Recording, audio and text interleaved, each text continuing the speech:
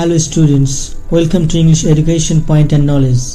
আজকের ভিডিওর আলোচনার বিষয় হলো মাত্র একটাই ফরম্যাট ইউজ করে যে কোনো সোশ্যাল মিডিয়া যেমন ফেসবুক, ইনস্টাগ্রাম, টিকটক, টুইটার ইত্যাদি সম্পর্কে প্যারাগ্রাফ লেখা সম্ভব। So let's go ahead.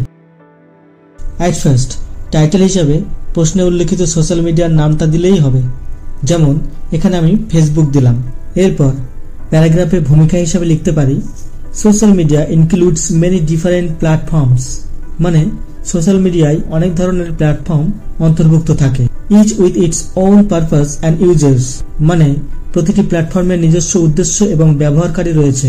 Dash is one of the most widely use social media networks. শূন্যস্থানে প্রশ্নে উল্লেখিত সোশ্যাল মিডিয়ার নাম দিতে হবে। যদি ড্যাশে ফেসবুক দেওয়া হয় তবে বাক্যাংশটির অর্থ হবে ফেসবুক হলো অন্যতম জনপ্রিয় সোশ্যাল মিডিয়া নেটওয়ার্ক। ড্যাশে ইনস্টাগ্রাম দিলে কি অর্থ হতো তা নিশ্চয়ই ইতিমধ্যেই বোঝা যাচ্ছে। এর সাথেই কমা দিয়ে লিখতে হবে allows users to create profiles, connect with friends, share updates and participate in groups। অর্থাৎ ইউজারদের প্রোফাইল তৈরি করতে, বন্ধুদের সাথে যোগাযোগ করতে, আপডেট শেয়ার করতে এবং গ্রুপে অংশগ্রহণ করতে দেয়। এরপর ড্যাশ, এই ড্যাশে মিডিয়ার নাম দিতে হবে। Dash is known for its microblogging format, enabling users to post short messages, follow other users, and engage in real-time conversation। অর্থাৎ ড্যাশে যদি ফেসবুক লিখি তবে এর অর্থ হয় ফেসবুক তার মাইক্রোব্লগিং ফরম্যাটের জন্য পরিচিত, যা ব্যবহারকারীদের শর্ট মেসেজ পোস্ট করতে, অন্য ব্যবহারকারীদের ফলো করতে এবং রিয়েল টাইম কথোপকথনে জড়িত হতে সক্ষম করে। It focused on visual content, encourages users to share photos and videos, often with aesthetic enhancement through filter and editing tools। এই লাইনটি অবশ্যই ব্যবহার করা যেতে পারে। এর অর্থ হলো এটি ভিজুয়াল কন্টেন্টের উপর কেন্দ্রিত, যা ইউজারদের ফিল্টার এবং এডিটিং টুলের মাধ্যমে নান্দনিক সৌন্দর্য সহ ছবি এবং ভিডিও শেয়ার করতে উৎসাহিত করে। অ্যাস্থেটিক মানে নান্দনিক বা সৌন্দর্য বোধ সংক্রান্ত, আর এনহ্যান্সমেন্ট মানে উন্নত বৈশিষ্ট্য বা বৃদ্ধি করা। ড্যাশ এখানে মিডিয়ার নাম। Dash has rapidly gained popularity with its short form videos driven by music, challenges and viral Trends.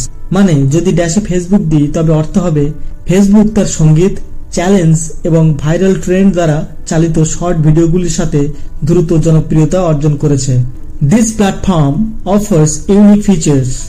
এই প্ল্যাটফর্মটি বিশেষ বৈশিষ্ট্য প্রদান করে। and helps people connect and interact in various ways, এবং মানুষকে বিভিন্ন উপায়ে সংযোগ ও যোগাযোগ করতে সাহায্য করে। and content sharing reflecting the diverse ways people connect online, অর্থাৎ কন্টেন্ট শেয়ার করার সুযোগ করে দেয়, যা মানুষের অনলাইন সংযোগের বিভিন্ন পদ্ধতি প্রতিফলিত করে।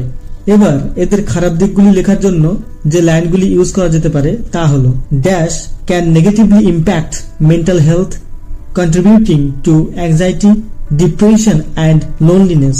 অর্থাৎ ড্যাশ মানসিক স্বাস্থ্যকে নেতিবাচকভাবে প্রভাবিত করতে পারে, উদ্বেগ, বিষণ্ণতা এবং একাকিত্বের অবদান রাখতে পারে। It often spreads misinformation and fake news, influencing public opinion and behavior। মানে এটি প্রায়শই ভুল তথ্য এবং জাল খবর ছড়ায়, জনমত এবং আচরণকে প্রভাবিত করে। Excessive use can lead to addiction, reducing productivity and real-time social interaction। অর্থাৎ অতিরিক্ত ব্যবহার আসক্তির দিকে নিয়ে যেতে পারে, যার ফলে উৎপাদনশীলতা এবং বাস্তব জীবনের সামাজিক যোগাযোগ কমে যায়।